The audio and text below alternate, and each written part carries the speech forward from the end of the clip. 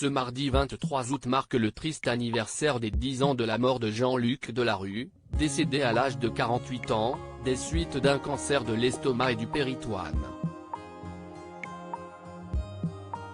Une disparition qui a touché les Français et qui a laissé place à une guerre autour de l'héritage colossal de ce dernier.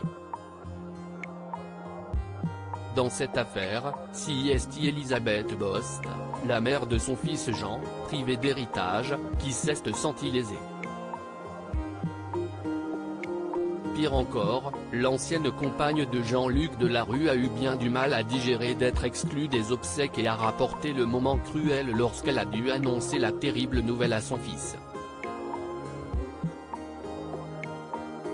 Lorsque le père de mon fils est mort, je me suis retrouvée désarmée, avait-elle confié à Téléstar. Que dire à Jean, après lui avoir dit que son père était mort, que son cœur s'était arrêté de battre, qu'il ne le reverrait plus. Et de continuer au sujet du moment où elle a dû lui annoncer. Dès que je l'ai su moi-même, avait-elle raconté. Il était impossible pour moi de différer. Il se préparait à aller le voir, je ne pouvais pas lui laisser croire que son père était vivant alors qu'il était mort.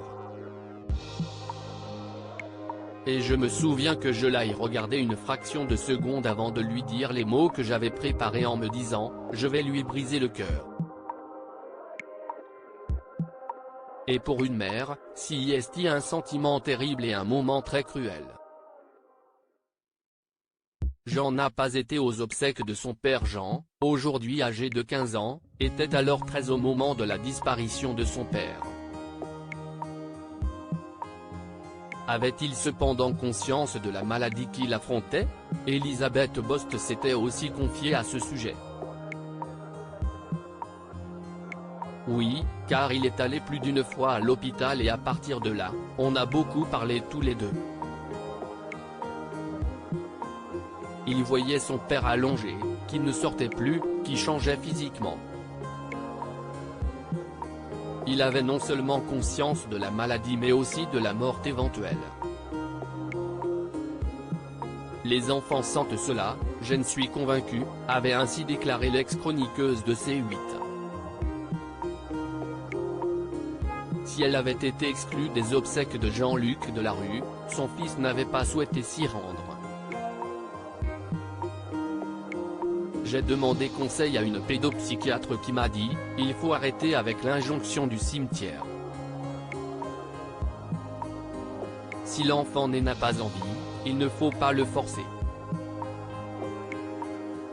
Il faut simplement qu'il sache qu'il peut s'y rendre s'il le souhaite. Si vous saviez les questions qui m'ont traversé la tête, avait-elle conclu.